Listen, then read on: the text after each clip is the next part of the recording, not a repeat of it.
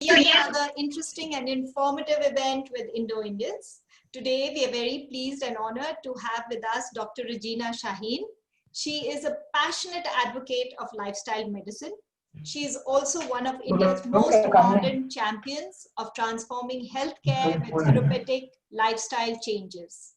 She has helped thousands of people reverse chronic diseases and thereby transform their quality of life. Now, Regina is also a health tech entrepreneur. She's also founder of a online app called Invest on Health. And she is going to be telling us in this session on how we can manage our nutrition and lifestyle so we can have an ideal body weight. So if during this lockdown, we've all been enjoying food, eating lots because that is a great entertainment and you've put on weight, well, this is the session for you. So Regina, thank you and welcome. Yeah, it's nice to see actually people, communities coming together to transform. We always talk about this connectedness, community, social connectedness, which has a huge impact on making us happy. Not just happy, actually, any goal you take up, if the community overall takes up the goal, it has a huge impact actually in our families and communities. That's something I really appreciate Poonam for this actually. This is a second webinar I'm attending. Last time it was with Geeta. Yeah. Yes, And yes. it was wonderful actually. She's also very knowledgeable and very vibrant. Yeah, it was very nice. And thank you all of you for joining and post lunchtime. What's the time right now? I think it's 3, right? Yeah, it's 3 in the afternoon. Yeah, that's wonderful actually. People who are really, enthused to join these kind of sessions. Yes, especially since, as you mentioned, we've all had a lunch, so we can talk about not eating for some time. Yeah. I would like to take this as a lifestyle medicine approach rather than just a nutrition approach. But a lot to do with the nutrition because 80% of the weight loss is definitely nutrition. Weight, everybody knows that, we all know that overweight and obesity is one of the major causes for all chronic conditions, including diabetes, cholesterol, heart disease, kidney disease, multiple issues. We also know that younger people also like now getting obese actually. I don't know the Indonesian Indians, but Indians like the upper middle class urban arena, if you look at them, at 30% or more of them are obese actually. 50% more of 50% or more of them are actually in the overweight category. So everybody needs some kind of intervention to get into a healthier weight. So I just made a PPT. So I'll take you through that so that it gets a better clarity, a better understanding of how the whole overall process of weight loss happens. Basically, weight loss is not just a calorie gain. We always believe that, okay, how much ever we eat, we just have to like control on our eating the calories, and also we have to burn the calories. That's what we normally know actually, calorie in and calorie out gain. Yes. That's definitely a major part of it, but there are multiple other factors which also play a role. I'll take you through those kind of few aspects and then get into the nutrition thing. Sure. I will have to share my screen. I think I'll be able to directly share it, right? Actually, yeah. You are a host. Yeah.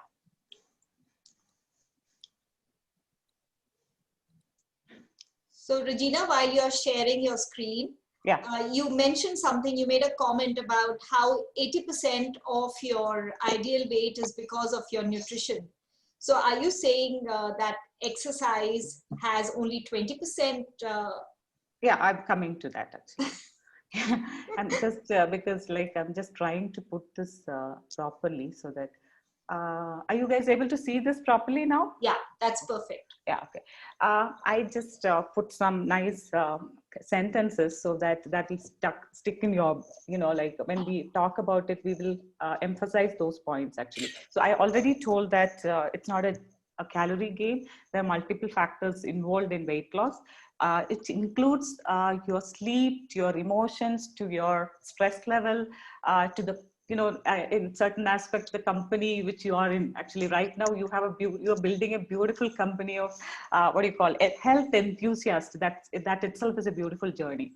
And when it comes to that, some of these fad diet, I want to take you guys through like some of these weights like keto, paleo. There are multiple diets like cabbage soup. You know, there are 101 out in the market. Actually, if you check internet, you will come to know. But all these are actually aiming at one aspect, that is calorie deficit creation. Basically, I'll talk a little bit about it. Calorie deficit is nothing but, for example, Poonam, for your body, your age, your gender, and your current physical health, you need a particular amount of calorie to sustain your body's functions. Basically, your respiration, your digestion, your circulation, and things like that. So, for example, that's 1,800 calories. And you want to lose weight, right? If you want to lose weight, when you need around 1,800 calories, and if you're daily giving 1,800 calories to the body, you're not going to lose weight because you're externally giving the calorie or energy for the body to function. So what we need to be doing is we need to create a calorie deficit. We are going to give only 1,200 calories, 1,200 calories for externally through food. The other 600 has to come through fat burning, whatever, or your little bit of muscle burning also happens. So the other comes through the fat burning. So that's what most of these diets do. When it comes to weight loss, the ideal scenario would be a calorie deficit creation with a combination of diet and exercise. For example, in your case, you need to lose around 500 grams a week or 2 kg a month. So in that case, if we are planning a calorie deficit of restriction, that means you need 1,800 calories, you're giving only 1,400 calories. So 400 calories, you are created a deficit through your diet. Okay. Yes. Another 300 calories you can burn, right? Okay. So exercise. So exercise like cardio, any kind of exercise. So this together forms like 700 calories a day. Am I correct? 700 calories a day. So 7,000 calories, when it reaches 7,000 calories, you will lose around 1 kg because 3,500 3,500 calories equivalent to 1 pound of fat or 0.5 kg. That's gone because you're already created that deficit. That's the basic fund of weight loss. But this is the pure science. But there are multiple other factors play a role. That is why most of these diet people who are going for starvation diet, like keto diet, paleo diet, a lot of these diets become successful because, they help people to create a calorie deficit. And if they are able to sustain that for a longer duration, they will be able to lose weight. Now, coming to weight loss, why are we losing weight?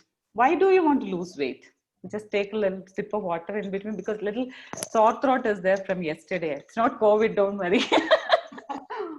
So maybe we should open it and people can just chat and tell us why they want to lose weight. If anybody wants to lose weight, if you can just put it in chat, why do you want to lose weight?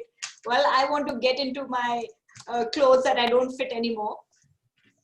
Okay, that is one aspect of the story. But we actually scientifically, if you look at it, somebody wants to be losing weight to get healthier. Okay, healthier comes with an emotional aspect of looking good. Okay, I'm able to wear this dress, so that gives you positivity. Losing around 15 kg, that will actually put you at a lesser risk of developing those diseases which your family is prone to develop. That will also give you a better movement and agility. You will not have osteoarthritic issues. You will not have other agility issues. You will feel much more energetic. These are the multiple reasons why one wants to lose weight. It also has a huge significance when it comes to your cognitive function, make you sharper, make you think better, things like that. So that's why we want to lose weight. But there are multiple aspects other than the food intake and calorie burn or exercise which impacts weight loss. Actually, some of our people may be there in the group, I don't know.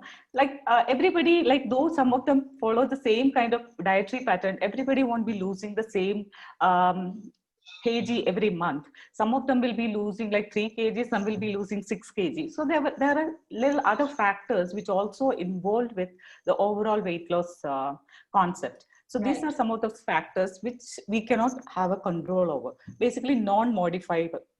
Scientifically, we say non-modifiable. Non-modifiable means we cannot change our age, right? Yeah. We cannot change our gender.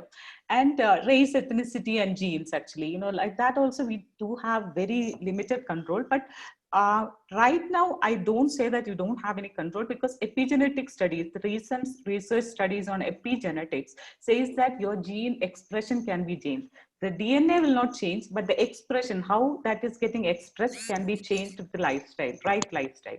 Right. Then factors which we have some level of control: where we eat, where we live. For example, you're living in Indonesia. We always keep telling our people from Indonesia that you guys already have a good eating pattern, because I don't know, maybe like the previous generation, many of the previous generation people had heart disease and stroke and multiple other conditions. This generation is very focused on their lifestyle, actually, at least with respect to eating habit. There are a lot of changes, actually, from the previous generation. So that is something which is very appreciable about that society.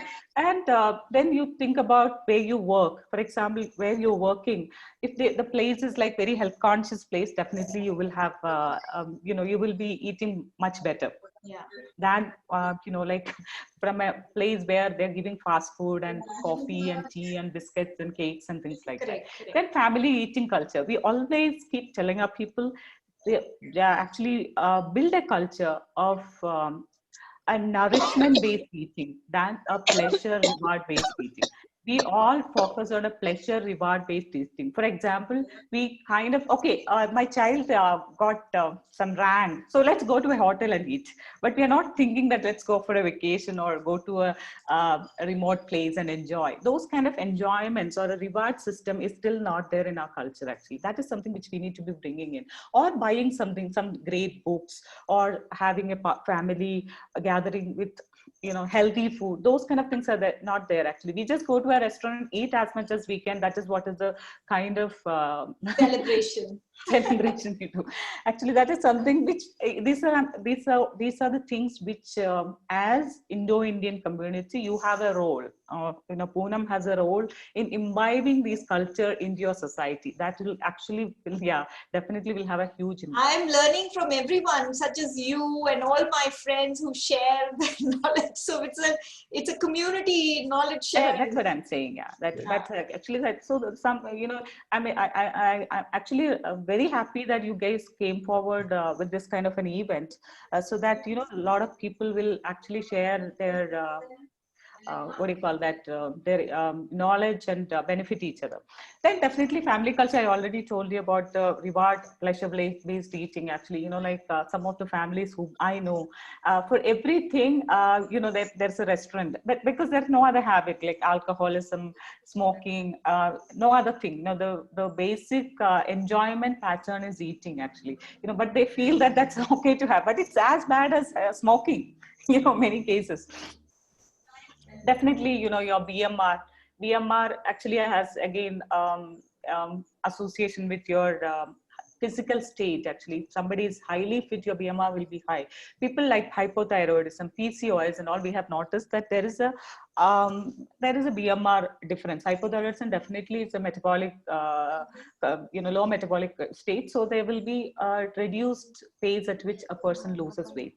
So BMR is basal metabolic rate. Basal metabolic rate. Basal metabolic rate is the kind of that I've already told you, that the rate at which your metabolism happens, actually, like for all the functioning of the body, actually. Right. Okay. And coming to the modifiable risk factors, what are the modifiable risk factors you are aware of? Somebody say. Exercise. Diet. Exercise, sleep. Yes. Yeah. And drinking water. Right. Doing de-stressing activities like meditation or a nature walk, right? Smoking, avoiding smoking, excessive alcohol. All these are modifiable risk factors. These are the kind of things which we have a huge control over, right? This, I am sure that out of the ladies present here, I think 90% of them will not have a major issue with habits and sleep and stress and things like that. But what we have is sedentary lifestyle and lack of proper nourishing healthier eating habits. These are the two issues which we majorly have to address. I'm not very sure whether people have issues with the sleeping. Some people who have issues with the sleeping or people who have a high stress condition will have high cortisol in their body. That will also overall affects your weight loss pattern. I think Shireen and others who are present here would already know that we keep asking, there is a delay in the pace at which they are losing weight. We keep asking, how was your sleep? How is your stress level at the office? All these things also impact the overall health outcome. So Regina, if I might share, these days with the lockdown in process, it's been 6 months and all of us have this underlying stress at this moment of what's going to happen, uncertainty. Many of us, it's not like we are not sleeping well, but there is an underlying stress. So that is a given. All of us, I think globally we are going through this stressful situation. That definitely is a part of this pandemic, but there are ways to get over the stress. For example, actually, first and foremost, not getting too much into the COVID news. When it comes, that is one of the major stressor I have noticed, especially with people, who are not in the frontline fighting stuff, actually. So it's better actually having those fruitful discussions during this time, what we can do, actually, getting healthier, eating nourishing food. WHO itself says that 9 servings of fruits and vegetables a day. Communicating those lines, getting those right nutrients to your house, if supplements needed, get those things, and social connectedness. All these things can be improved during this phase instead of putting our energy into the negative stuff. There is a lot of negativity going on just because of the stress of that. But there are a lot of positivity. We can actually we can channelize energy into positive stuffs. Actually, that itself will actually take us out of this danger, at least to protect us and our families from such dreaded conditions. Actually, stress also, everybody knows that stress has a huge impact in the body, the way it is processing information, the way it is helping us fight infections and things like that. So it's better. That is a conscious remodeling you have to happen. It has to happen. Again, society has an impact. Where you have more of these events, people will start discussing more of these things actually than COVID. So that is something which we need to be aware of. Yeah. Coming to the nutrient aspect, I'll just touch upon the physical activity pattern because you have already asked me about it. Physical activity is a must have in life. It's a highly validated, vital tool of lifestyle. Actually, we call it lifestyle medicine. For an adult of our age, we need around 150 to 300 minutes of moderate intensity physical activity. That means minimum 30 minutes, 5 days a week.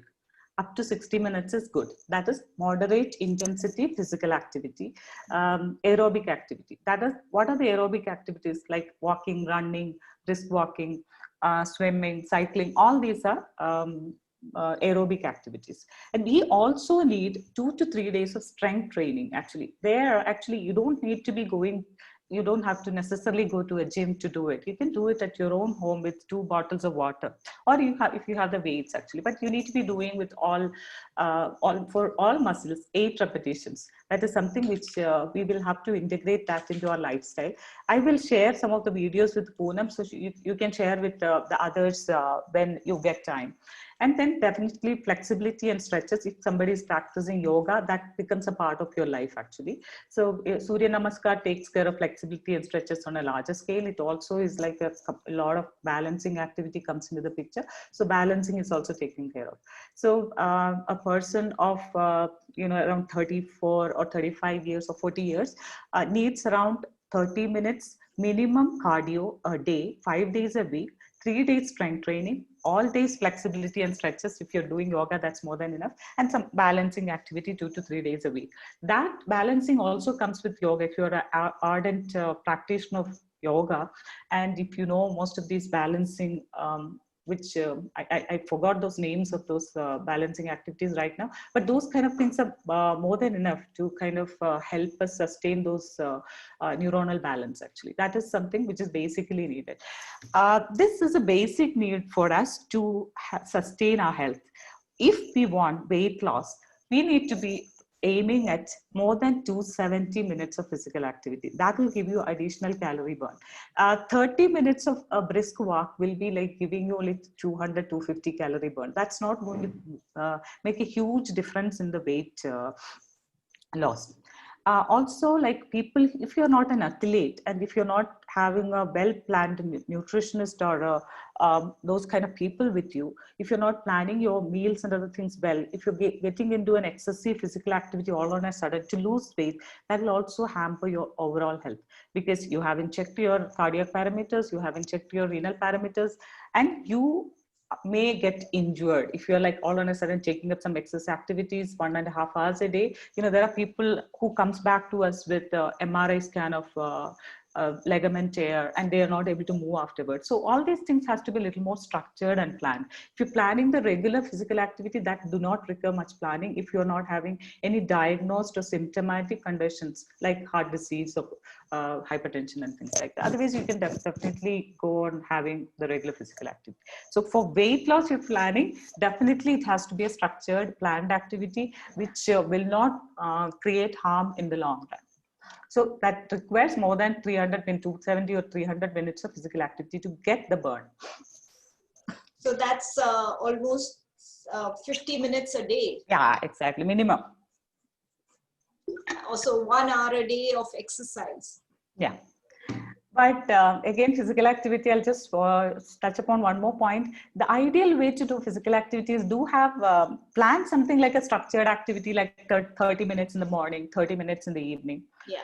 Or 15, but all throughout the day, keep on moving around. Actually, let's be like, let's take that lesson from blue zones. Blue zones are the regions where people live longer. I told you in the last session, intermittent fasting itself. Okay. So like at 90, they will be riding a horse. They can go in the cycle at 100 years and do social service, actually. So those people, actually, movement is part of their life. For us, it is because, we're sitting in front of the computer or the TV or, a lot of sitting activities. We are not moving enough. That is something which we need to integrate that into our life every day. That is also something which the community participation helps. Every day morning, you guys plan something, let's have a, step count or something like that. It also helps, that's something, or, some gardening activity, which also, this thing. Also, when you're making a call or talking to somebody, walk and talk. Those are the kind of activities we need to be doing. Now, getting into the diet.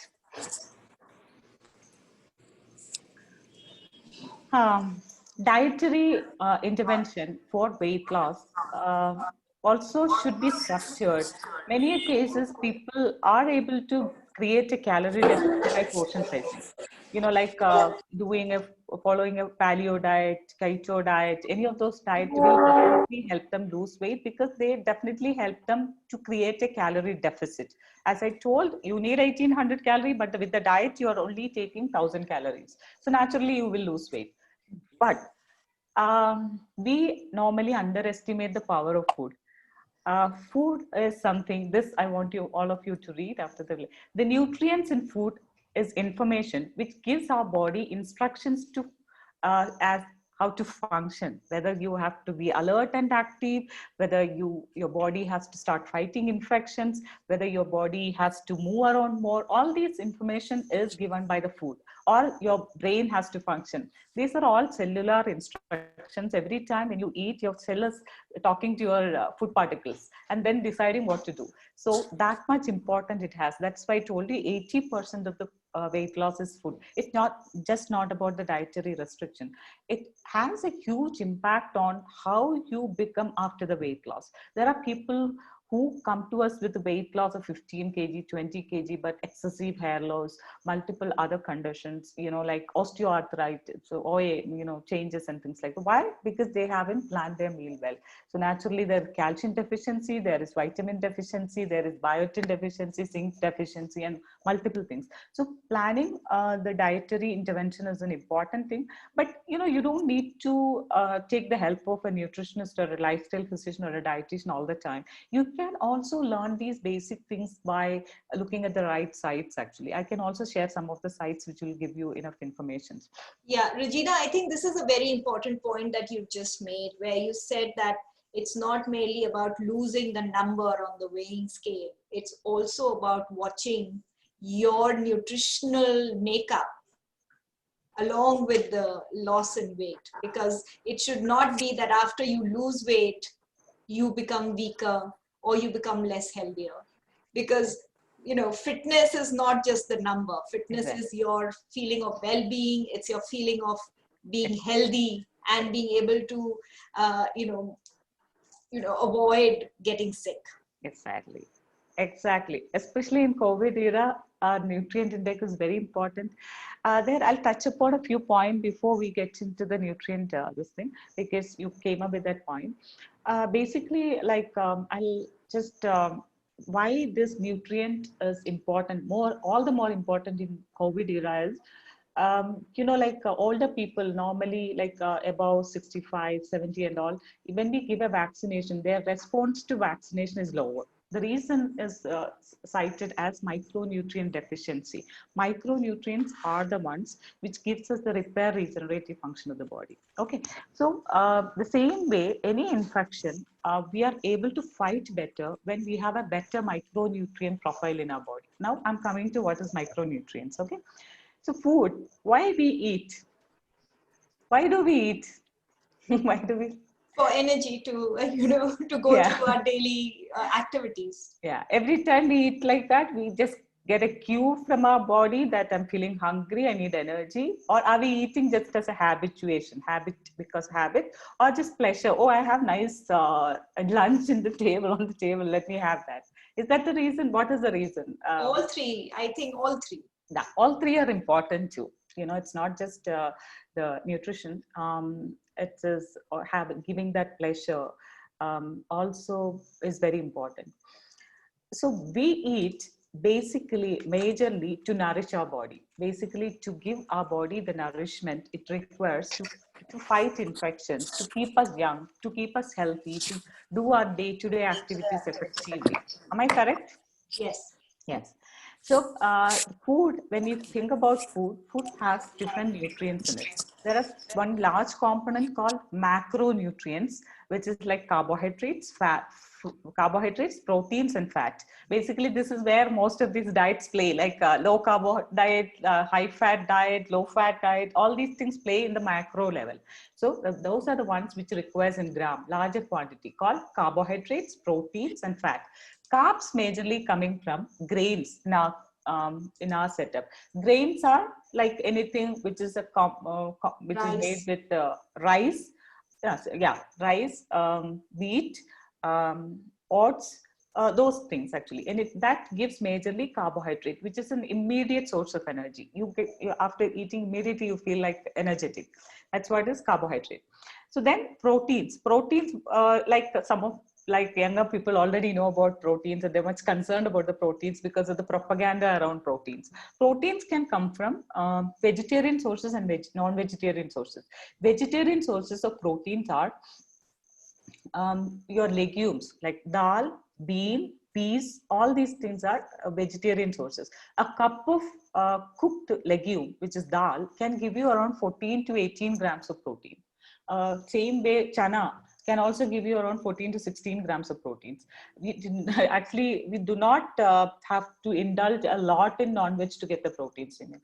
I mean, I don't want to be like discouraging that, but personally, I'm a vegan, but we don't have to indulge a lot in non-vegetarian to get the proteins actually, because when you indulge a lot in non-vegetarian, there are a lot of other things comes along with it actually. For example, if you're eating mutton a lot, it comes with saturated fat, excess saturated fat.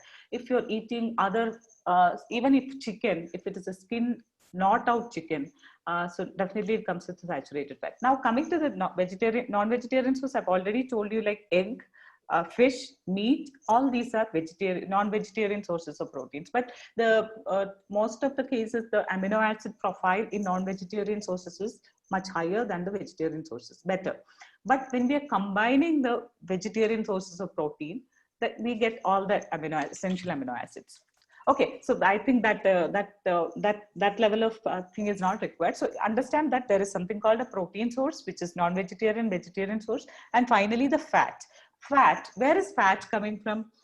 From all the oils, the ghee, the milk.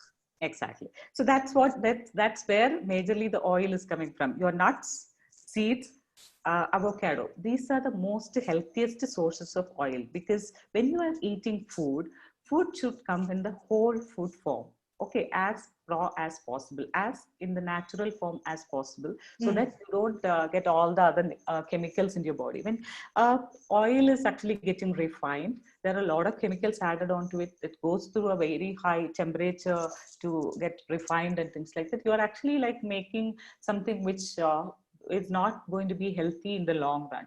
So we'll have to start reducing the oil consumption and take the fat in the whole form, which is nuts, seeds, avocado, or butterfruit. Right. Coming to the, so we've covered macronutrients, carbohydrates, proteins, and fat. Coming to the micronutrients, we get major micronutrients from plant sources, basically vegetables and fruits. Actually, you already know that. Actually, vitamins, minerals, vitamin C is from majorly citrus fruit. You get your calcium can also be got from palak, broccoli, and all. You don't have to necessarily depend on milk for calcium. Actually, you also, in your plate, you also get a lot of fortified milk products. Actually, I have seen a lot of them with fortified plant milk products actually. So when we are having food, the major focus of our plate should be on the micronutrient portion, because we want to lose weight. Micronutrients is not giving you calories. Actually, it is majorly the nutrients which is helpful for repair, regeneration during our weight loss process. Whereas we need to work on reducing the carbohydrate or fat rich portions of our meal. Okay, are you clear with the nutrient part of it? So macro, micronutrient, very good. Thank you so much. Yeah, and Regina, I've been following you on Facebook, and you have all these beautiful plates. You have colorful meals. When you say I'm creating a plate for my meal, so I'd like to share with everyone that if you follow Regina on Facebook, you'll find that all her meals are very colorful. So she has a plate where she has put down all her different things that she's going to use and she's going to eat for that meal. So that's her complete meal and very colorful. So Regina, could you share a little bit about that? I'm coming to that actually. So I also wanted to correct here. I mean, some of them are my plates, but some of them are client plates. Even some of them from Indonesia also share some beautiful plates. I think Sony is here. I don't know. I mean, she shares such beautiful plates. That also I share on Facebook.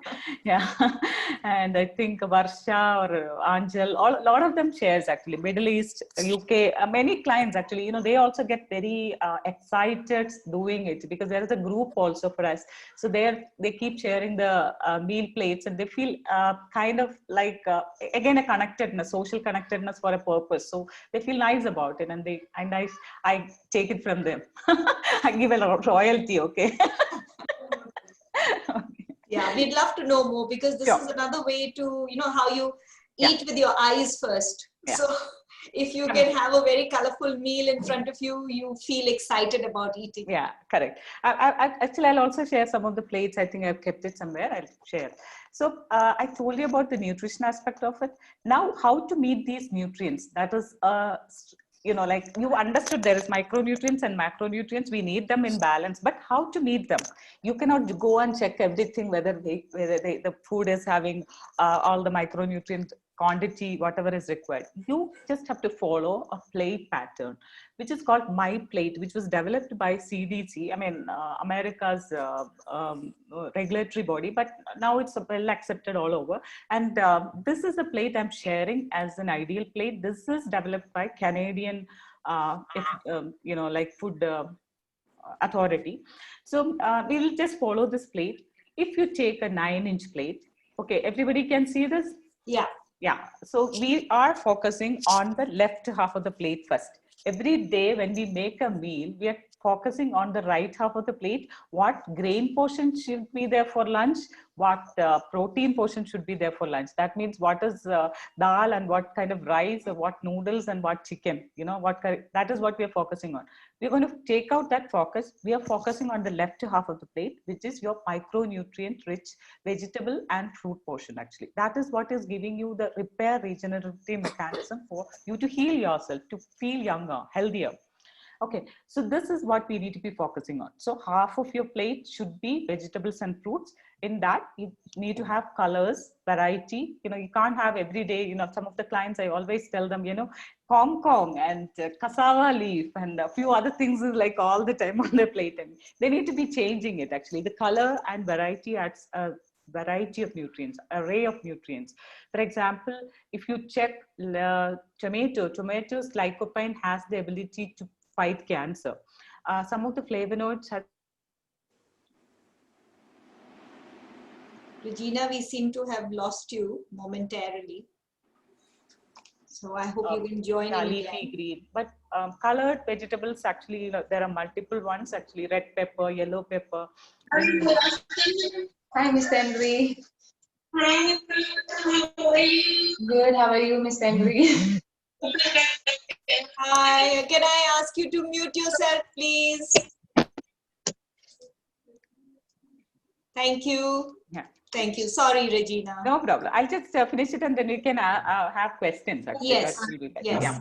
So basically, so you need to plan your left half of the plate, right half of the plate divided into 2 quadrants. Upper quadrant, protein portion, lower quadrant, grain portion. Grain portion is anything which is bread, chapati, pasta, rice.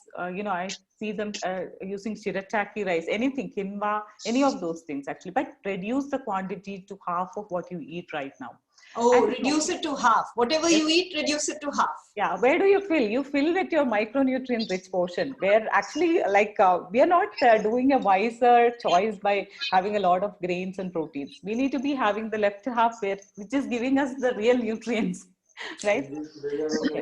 The upper half, upper quadrant can be proteins, which is chicken, fish. Occasionally, I do recommend using legumes more often, which is beef, chana, dal, any of those things more often, or tofu and tempeh more often. Clear? Yes. Yeah. Okay. Now I'll just take you guys through this sentence. Actually, you know, like this is very applicable when it comes to eating food outside of packaged food. Actually, the most wrong thing which we do with our food is over salt it, over sugar it, overcook it, and over fry it. Yeah, cream it. You know, like we can't eat a salad without the creamer or the dressing, you know, which comes with saturated fat. We are eating such a healthy one, but we are adding a lot of trans fat into it, right? By adding the dressing or fry them. These are the kind of things we need to be avoiding. You know, like when you are eating salad, most of the cases you don't need a salt. You don't need salt. You can just add a little lemon. It tastes good. Taste buds will definitely take some time to get adapted to the new taste, but once we start adapting, it tastes yum. Now I'll take you guys through some of the things which you need to avoid. How many of you would be taking wisdom 1? Avoid food containing high fructose corn syrup. I think we all would be taking this at least once a week, right? Including my family. That is something, keep it like an occasional treat, right? So high fructose corn syrup is one of the reasons for most of the chronic conditions actually. So that has to be, and that promotes excessive lipogenesis, a lot of other problems. So we need to control that. Then definitely refined carbs. I have, somehow I have seen a lot of Indonesians using brown rice and also quinoa and multiple other grains, which is whole grain. But if somebody is using white bread and white pasta and all, it's high time that we shift to a nutrient-rich brown bread or whole kind of thing. And definitely limit the saturated fat containing food like red meat, whole fat, dairy, and tropical oils. What are tropical oils? I have seen one thing which I wanted to correct. I think somebody will come up with a question, that is coconut oil consumption. Coconut oil is something, I've seen like a lot of them just think that coconut oil is very healthy and consume in large quantity. And also what some of the dishes which you guys use there, like Thai fish curries, no, mostly has high Coconut quantity milk. of, yes, coconut milk. Those are the kind of things we need to be addressing. I think somebody will come up with a question. We'll wait for that. Okay. Trans fat rich food. Trans fat rich food definitely is something which definitely we will have to address. And yeah, and then comes the sugar, hidden sugars. It's not about the sugar which you add to your tea, but the hidden sugars, whichever comes to you. And fried items, deep fried items, that is something to be avoided. And then deep fried, I've already mentioned this deep fried item, because again it is high in saturated These fat. are the tastiest things. I know that's because, yeah, definitely that's because we have kind of upregulated our taste buds for, again, I told you, high sugar, high salt, high fried items. Actually, we have to downregulate it actually, and then we'll start loving it. Like, yeah. Then what can we eat? That, as you said, what can we eat? We can definitely eat lots and lots of fruits, vegetables. We can eat whole grains. Okay, our regular chapatis and rotis and things like that without much oil, we can eat them. And proteins, moderation, we can eat healthy proteins like legumes, nuts, seeds. Like if you are very particular about non-vegetarian, oily fish is a better option than other ones. If chicken, skin out is okay, but like it's all ideal to go ahead with a majorly plant-based eating pattern to sustain health. That's what science is moving towards now. So including large amount of legumes in the form of curries, salads, everything will be helpful actually. And yeah, I think that kind of help us understood the basic pattern, then we can have the questions, because it's already 2:15. I also didn't realize that it is already 2:15. So I'll just remove the share. No, I think all these points are really valid, and I would love to, hear the audience share their questions and anything, because some of the things that you've brought up with regards to having how to manage your plate, how to have half of it full of fruits and veggies, and the other half, the quarter of it for carbs and the quarter of it for proteins. But these still do not answer questions like, where is my dessert? And it doesn't talk about the other things about sleeping patterns. Is sleeping late in any way impacting how our weight loss or our health, for that matter? So which one you want to answer first, the sleep pattern or the dessert? So Aparna asked a question earlier. She said that, does sleeping late affect your skin? Though the numbers of sleep, though you sleep for 7 hours, but is sleeping late affecting your skin? Basically, if you're getting 7 hours of sleep, if your other dynamics of life is designed in such a way that people who is working for a US company, we cannot ask them to sleep early. Those kind of scenarios, if you're getting 7 hours of sleep, you don't need to worry much about it. But ideally, a circadian rhythm kind of a pattern is better, where you sleep a little early by 9:30, 10 and get up by 6, 7. That's better. But it's nothing like a wrong thing which is going to affect you very badly if the 7 hours of sleep is uninterrupted and high quality. Aparna, do you want to add to this? You're on mute at the moment, Aparna. You're still on mute, Aparna. Yeah. Yeah. No, I feel, because I sleep very late and I feel that I'm losing the charm on my face and, my skin is not as it was earlier. So because I sleep around, say, 1:30 or so, so I just feel, and I read somewhere that sleeping late, it does affect your skin. So whether the number of hours are same, or I want to clarify on that. Yeah, basically, actually, definitely, I told you like a circadian rhythm of lifestyle pattern is always good, where you sleep early and get up early. That definitely has a better impact on your skin, your overall health, your digestive health, everything. But if you're quite used to that, and if your life demands that we do not want to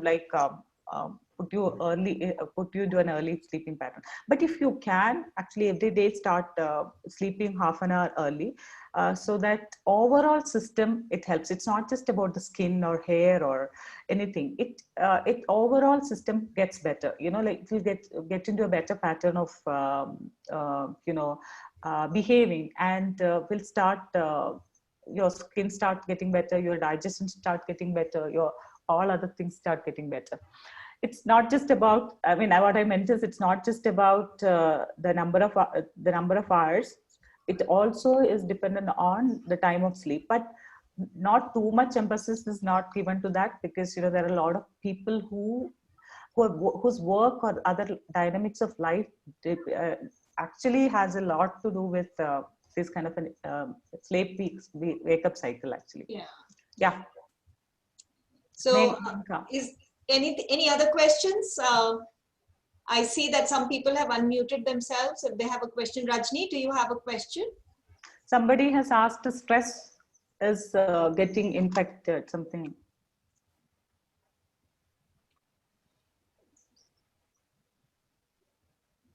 So the another question was, the stress was about the pandemic. Yeah, okay.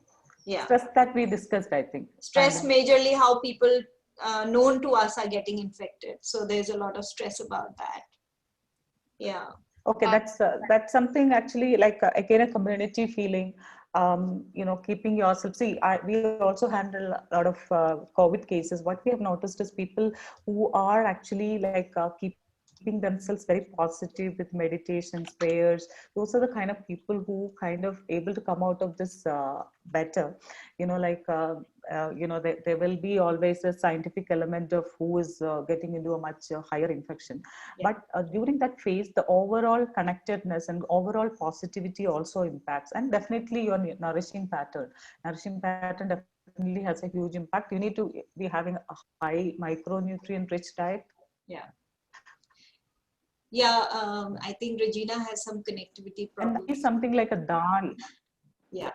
So there is Varsha. Varsha has a question. Varsha, would you like? Hi, how are you, Dr. Martina? Hi, how are you, everyone? Hi, Varsha. So, yeah, I have a question actually. Sometimes what is a better option, or what's a substitute if we have a spiked up sugar craving? Then what do we substitute it besides a dark chocolate or a date? Because sometimes those things might not be at our convenience, not at our availability. So what is the better substitute then for that? Yeah, ideally, a sugar craving is basically a habit. What explanation we normally give people is actually when we crave food is when we are devoid of nutrients. Okay, nutrients are actually, I told you about that micro balancing. When we meet that balancing, the chances of you getting into a craving goes down. Second is a craving. I told you that it's a habit. So every time when you get a craving, there are a few tips we normally ask people to do. One is actually training your mind that, okay, it's just a craving. I'm not hungry. I need to be, controlling this feeling.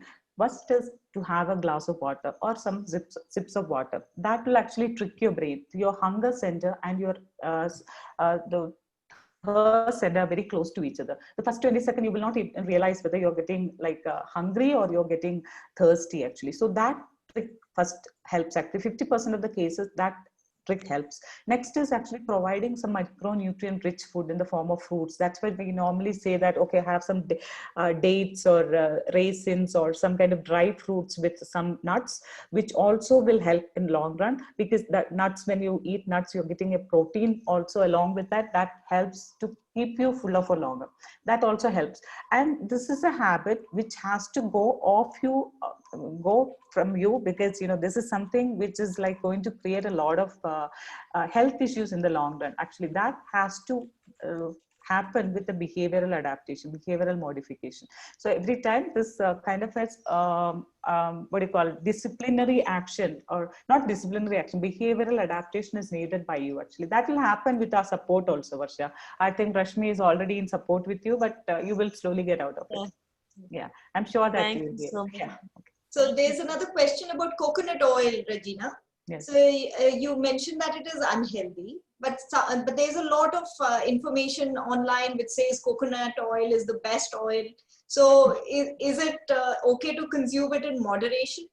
Yeah, any oil for that matter. I've already mentioned that oil or the fat component of the food has to come from the whole food, nuts, seeds, avocado, those kind of things, or even a little bit of grated coconut and things like that. When oil goes through that refining, it actually gives you a lot of unwanted nutrients actually. So when you compare that, so oil is something which has to be limited, used in limit. And comparing the oils, as per science, the compounded evidence of 60 or 70 years of research has shown that the one which is mechanically purified, the one which is having high MUFA, monounsaturated fatty acid, or in the polyunsaturated fatty acid, higher quantity of omega-3 rich food, fat. Those are the ones which is healthy. This is the compound evidence of science over the last 60, 70 years. In between, there people came that the MCTs in medium chain, the things in coconut oil is very good and things like this is not scientifically validated yet. There are some small researches happening, but look at the science of it. As per American Heart Association, an adult can have up to I can have around 6 to 7% of the total calories coming from saturated fat. Okay, or for an average adult like me, who is on 1,000 calorie or 1,200 calories or something, I can have around 12 to 13 grams of saturated fat in a day. 12 to 13 grams of saturated fat in a day. When I'm adding a 1 tablespoon of coconut oil to my food daily, I'm adding 11 grams of saturated fat from 1 tablespoon of coconut oil.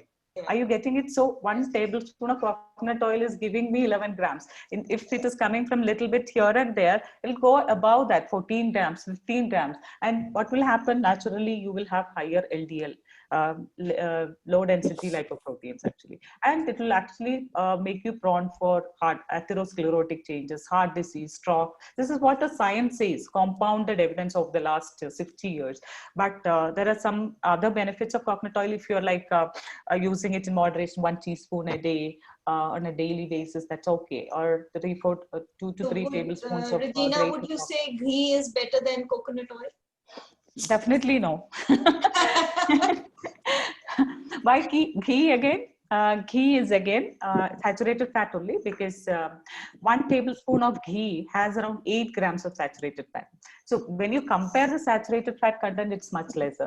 But the ghee which is coming right now is with a lot of additional hormones and other things actually, right? You already know that oxytocin, estrogen, everything is fed to the the cow to get enough milk and things like that, have fatty milk. So that is something, if you can avoid ghee, butter, coconut oil, your rate of heart disease and stroke in your communities will come down. How can we what do cooking this? oil to use?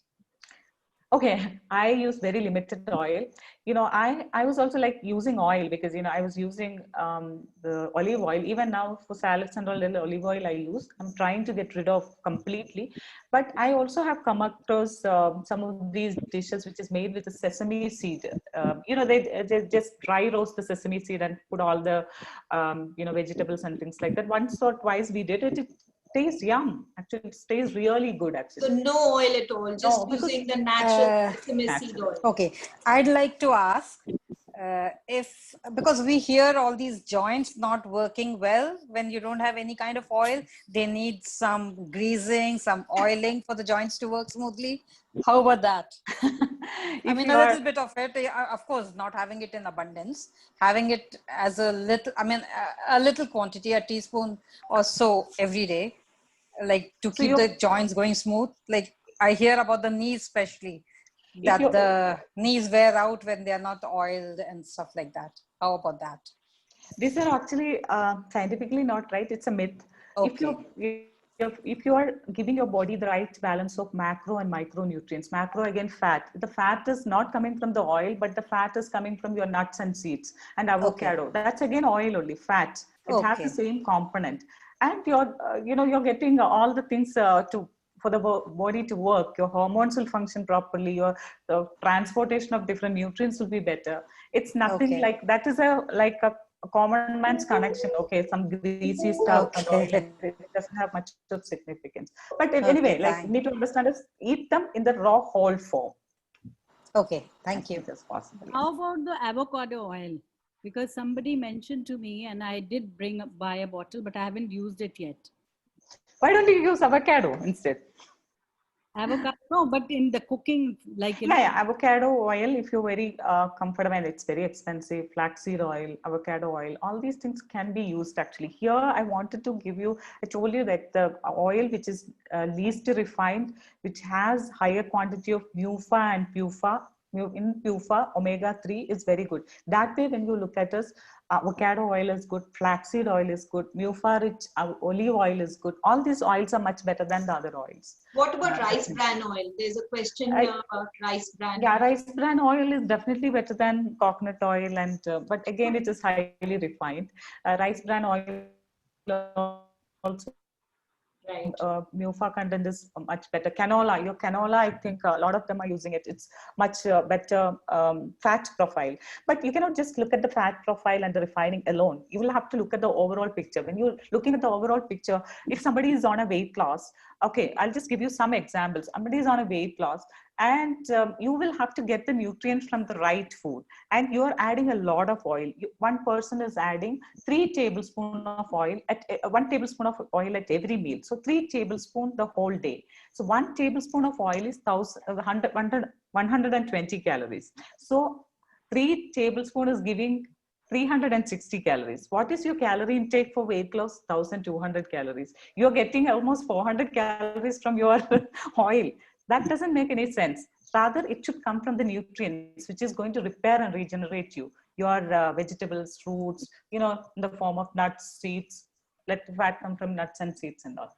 Right, right. What about quinoa? What is your view? Any side effects of having quinoa on a daily basis? Actually, quinoa or any grain for that matter, if you are like rotating it, it doesn't have a problem. Rather you get a different set of nutrient from rice, brown rice, and another different set from quinoa. Quinoa, the advantage with quinoa is, again, actually, that's very narrow way of looking at nutrients, but still I'll give you that knowledge because, when you look at the Indian eating pattern, we are highly deficient in proteins because we eat large quantities of grain portion. So quinoa is a seed, but considered as a grain, which has higher content of protein compared to other grains. For example, quinoa, 1 cup cooked has 8 to 9 grams of protein, whereas rice, 1 cup cooked has around 4.5 grams. So when you look at the protein portion, quinoa is better, but it's very narrow way of looking at it. So if you're like having quinoa one day, corn one day, another day you have chapati, you have rice, brown rice, that gives an array of nutrients. That's how you need to be looking at. Yeah. Okay. I think we have time for just one more question because we are already over our 1 hour slot. But I would like to share something before you end, though not a question, but I'd like to share. So after your question. Sure, go ahead, Shireen. Okay, I just want to share that I think I've been with Regina for, I don't know, I think it's been over a year. And she's really my nutritional mentor. And I think having her has changed my life. I've had loads of days where I cheat But every meal that I eat, the biggest thing I've learned is that I'm so much more aware of what I'm eating. I mean, every day, even today's session was fantastic. I've learned so much of practical stuff. And I just want to say thank you, Regina. You really have changed my life in a That's pattern where wonderful. I'm aware about everything that I'm eating. So just 2 big thumbs up for you. Thank you so much, Shireen. You also always been very supportive. You are kind of an advocate for us all the time. I really don't know some of the clients how I should be grateful, like the way they support us and things like that. I'm sure that we will have long-term, lifetime relationships here. I just feel that sometimes we take our own health for granted, Sure. small little things, and the way IOH has been meticulous, even about blood reports, looking at the little details. I mean, I feel so safe, and that's one of the human needs, to feel safe. And that's why it's just out of my heart that I would like to honor IOH and Regina, particularly for her team. She's really taken care of whoever we've recommended and been a nutritional mentor, and she's a life nutritional mentor for me. Thank you so much, Shireen. Thanks, Shireen. Thanks for the feedback and the testimony. Thank you, Regina. I think that was wonderful, very informative session. I thank you for sharing your information with all of us. And if there are any questions from the audience, you can send them an email to me and I will share them with you for answers. In the meantime, please send us the sites that you mentioned or any other resources that you would like to share, and I can send them as an email to the Sure. audience. I will also share some of the plates of our clients because Yes, yes. that would Please definitely do will that. help them. Yes, Yeah. sure. Thank And you. yeah, Thank you you. so much. Yeah. Thank you all. Thank you, everyone. Bye. Bye. Thank you. Thank you.